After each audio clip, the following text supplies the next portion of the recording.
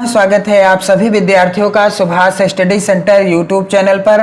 और आज का यह वीडियो कक्षा 10 के सभी छात्रों के लिए काफ़ी ज़्यादा महत्वपूर्ण होने वाला है, क्योंकि इस वीडियो के द्वारा हम आपके साथ साझा करेंगे कविवर बिहारी लाल जी के द्वारा रचित नीति शीर्षक का अगला दोहा, जो कि इस प्रकार से है। बुरो बुराई ज्यों तजें तो चितु खरो डरा, तो ज्यों निकलंक मयंकु लखी गनय लोग उत्पातो। तो इसका आप संदर्भ कैसे लिखेंगे यदि आपकी बोर्ड परीक्षा में यह दोहा आ जाता है। और यह 2022 बोर्ड परीक्षा के लिए काफी ज्यादा महत्वपूर्ण भी है, क्योंकि यह 2020 में आ चुका है।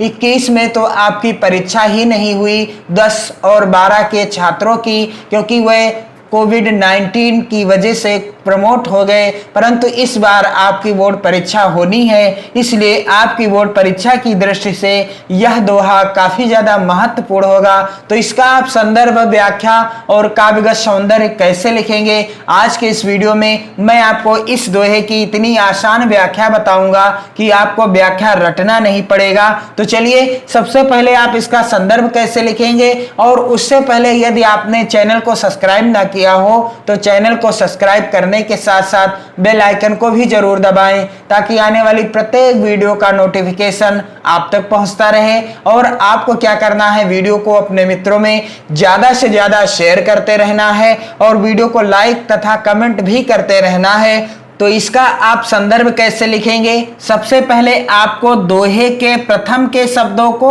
यानी शुरुआत के शब्दों को और दोहे के अंतिम के शब्दों को कुछ इस तरीके से लिख लेना है। यहां पर आप देख सकते हैं, ब्लैक पेन से आपको इस तरीके से लिख लेना है शुरुआत के शब्दों को और अंतिम के शब्दों को। इसके बाद आपको ब्लैक पेन से ही हेडिंग क्या डालना है, संदर्भ। और संदर्भ बिल्कुल आसान है, आप सेम यही संदर्भ बिहारी लाल जी के जितने भी नीति शीर्षक या नीति के जितने भी दोहे हैं सभी में आप सेम यही संदर्भ लिख सकते हैं। प्रस्तुत दोहा हमारी पाठ्य पुस्तक हिंदी के काव्य खंड में संकलित नीति शीर्षक दोहों से लिया गया है, जिसके रचयिता कविवर बिहारी लाल जी हैं। कविवर बिहारी लाल जी को रीतिकाल का महान कवि कहा जाता है, क्योंकि कविवर बिहारी लाल जी की एकमात्र रचना क्या थी, बिहारी सतसई। यहाँ पर मैं आपको महत्वपूर्ण चीज बता रहा हूं कि बिहारी लाल जी की रचना का नाम क्या था,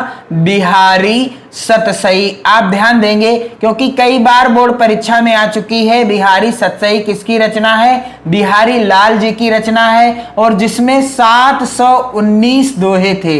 कितने दोहे हैं, 719 दोहे हैं। और मात्र 719 दोहों की रचना करके ही बिहारी लाल रीतिकाल के महान कवि कहलाए। अर्थात मात्र एक रचना है इनकी बिहारी सतसई, और मात्र एक रचना में इनके मात्र 719 दोहे हैं। इन दोहों के कारण ही इन्हें रीतिकाल का महान कलाकार और रीतिकाल का महान कवि कहा जाता है। और बिहारी लाल जी के दोहे गागर में सागर भरते नजर आए हैं। अर्थात बिहारी लाल जी ने ऐसे ऐसे दोहे लिखे हैं, ऐसा प्रतीत होता है कि इन्होंने कम शब्दों में अधिक चीज बता दी है। इसीलिए तो यहाँ पर जब मैं आपको व्याख्या बताऊंगा तो दोहा तो छोटा सा है, परंतु व्याख्या बहुत बड़ी हो जाती है। तो चलिए, आप ध्यान देंगे, प्रस्तुत दोहा हमारी पाठ्य पुस्तक हिंदी आपको ब्लैक पेन से लिखना है, कि काव्य खंड भी आपको ब्लैक पेन से ही लिखना है, तथा नीति शीर्षक पाठ अथवा शीर्षक का नाम भी आपको ब्लैक पेन से लिखना है, और साथ ही साथ रचयिता अथवा कवि का नाम भी ब्लैक पेन से ही लिखना है। तो कुछ इस तरीके से आपको लिखना है संदर्भ, बिल्कुल आसान तरीका है। अब इसकी सरल व्याख्या मैं आपको बता दूं, फिर मैं आपको बताऊंगा कि व्याख्या एवं काव्यगत सौंदर्य आप कैसे लिखेंगे। बुरो बुराई ज्यों तजे तो चितु खरो डरा, तो ज्यों निकलंक मयंकु लखी गनय लोग उत्पातो। कविवर बिहारी लाल जी प्रस्तुत दोहे के द्वारा बड़ी ही अच्छी बात कह रहे हैं कि यदि दुष्ट व्यक्ति सहसा यानी अचानक अपनी दुष्टता को छोड़कर अच्छा व्यवहार करने लगे तो उससे चित्त अधिक भयभीत होने लगता है। बुरो बुराई ज्यों तजे, अर्थात जो दुष्ट व्यक्ति होता है यदि अचानक वह अपनी दुष्टता को त्याग कर अच्छा व्यवहार करने लगे तो चित्त खरो डरात, तो हमारा हृदय हमारा मन उससे डरने लगता है, भयभीत होने लगता है। क्यों भयभीत होने लगता है? क्योंकि हमेशा तो वह बुरा व्यवहार करता रहा है और अचानक से इसने अपना व्यवहार बदल दिया, अर्थात अच्छा व्यवहार करने लगा, इसलिए हमारा मन उससे भयभीत होने लगता है। और क्या कहते हैं कविवर बिहारी लाल जी कि जो निकलंक मयंक लखी गने लोग उत्पात, तो क्या हो जाएगी इसकी व्याख्या कि कविवर बिहारी लाल जी कहते हैं कि जैसे चंद्रमा को कलंक रहित देखकर लोग अमंगल सूचक मानने लगते हैं, अर्थात जिस प्रकार से चंद्रमा का कलंक रहित होना असंभव है, उसी प्रकार दुष्ट व्यक्ति का एकाएक दुष्टता त्यागना भी असंभव है। ज्यों निकलंक मयंक लखी गने लोग उत्पात, अर्थात जिस प्रकार से कोई व्यक्ति दुष्टता का व्यवहार त्याग कर अच्छा व्यवहार करने लगता है तो क्या जरूरी नहीं है कि वह फिर से दुष्टता का व्यवहार न करे, अर्थात समय आने पर वह दुष्टता का व्यवहार जरूर करने लगेगा। क्योंकि जिस प्रकार से चंद्रमा को अमंगल सूचक माना जाता है, अर्थात उसका कलंक रहित होना असंभव है, ठीक उसी प्रकार से दुष्ट व्यक्ति का अच्छा व्यवहार करने पर भी दुष्टता का व्यवहार वह नहीं करेगा, यह कोई जरूरी नहीं है, अर्थात समय आने पर वह दुष्टता का व्यवहार अवश्य कर देगा। तो इसकी व्याख्या आप कैसे लिखेंगे? इस तरीके से आपको व्याख्या हेडिंग डाल देनी है और क्या हो जाएगी व्याख्या? बुरो बुराई ज्यों तजे तो चित्त खरो डरातु। कविवर बिहारी लाल जी कहते हैं कि यदि दुष्ट व्यक्ति साहसा यानी अचानक अपनी दुष्टता को छोड़कर अच्छा व्यवहार करने लगे तो उससे चित्त अधिक भयभीत होने लगता है। यदि दुष्ट व्यक्ति सहसा अर्थात अचानक अपनी दुष्टता को छोड़कर अच्छा व्यवहार करने लगे तो उससे हमारा चित्त अर्थात हमारा हृदय अथवा हमारा मन क्या होने लगता है? भयभीत होने लगता है। क्यों? क्योंकि जो निकलंक मयंक लखी गने लोग उत्पात।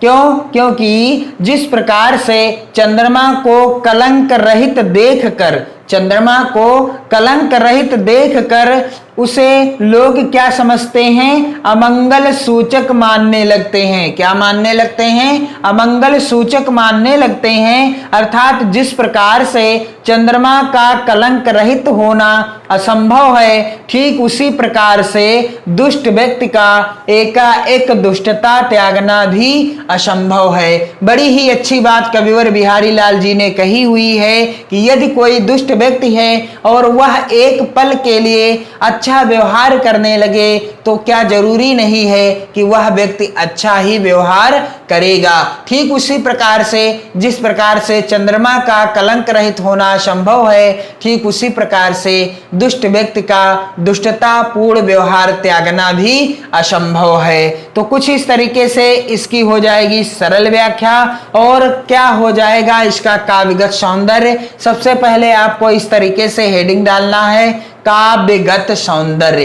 काव्यगत सौंदर्य ब्लैक पेन से हेडिंग डालना है और यहाँ पर दुष्ट व्यक्ति के अच्छा व्यवहार करने पर भी उससे सावधान रहना चाहिए। कविवर बिहारी लाल जी ने बड़ी ही अच्छी बात बताई है कि यदि कोई दुष्ट व्यक्ति है और वह अच्छा व्यवहार करने लगे तब भी हमें उस व्यक्ति से क्या रहना चाहिए? हमेशा सावधान रहना चाहिए। अगला बिंदु है भाषा।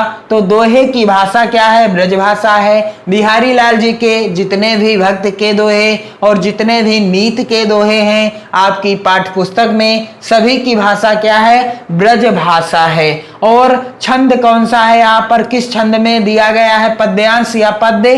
तो यह दोहा छंद में लिखा हुआ है। और अगला बिंदु है है अलंकार। तो कौन सा अलंकार है यहाँ पर? अनुप्रास तथा दृष्टांत अलंकार है। कौन सा अलंकार है? अनुप्रास तथा दृष्टांत अलंकार है। तो इस वीडियो को आप अपने मित्रों में ज्यादा से ज्यादा शेयर करें ताकि आपके साथ साथ आपके मित्रों को भी लाभ पहुंचता रहे। और बिहारी लाल जी के भक्त के जितने दोहे हैं और इसके पहले जितने भी नीति शीर्षक के दोहे हैं, आपको उन सभी दोहों से रिलेटेड वीडियो चैनल की प्लेलिस्ट में मिल जाएगी। आप उन्हें देखकर अपनी विधिवत तैयारी कर सकते हैं बोर्ड एग्जाम 2022 की। तो इस वीडियो को आप ज्यादा से ज्यादा शेयर करें और वीडियो को लाइक करने के साथ साथ कमेंट भी करते रहें। आप जब इस वीडियो को शेयर करेंगे तो आपके मित्रों को भी लाभ पहुंचेगा और यह दोहा आपकी बोर्ड परीक्षा की दृष्टि से काफी ज्यादा महत्वपूर्ण है। पढ़ते रहिए, मस्त रहिए, खुश रहिए, खुशियां बांटते रहिए और आप मॉडल पेपर से रिलेटेड वीडियो जरूर देख लें जो कि आपको चैनल की प्लेलिस्ट में मिल जाएगा। और मैं बहुत जल्द ही आपको मॉडल पेपर से संबंधित प्रश्नों के उत्तर लिखकर बताऊंगा, अर्थात जो मॉडल पेपर है आपका उसका संपूर्ण हल करके आपको बताऊंगा कि कैसे आपको किन प्रश्नों के उत्तर लिखने हैं बोर्ड परीक्षा में अथवा जो आगामी आपकी परीक्षा होने वाली है अर्धवार्षिक परीक्षा में। तो पढ़ते रहिए, मस्त रहिए। जय हिंद।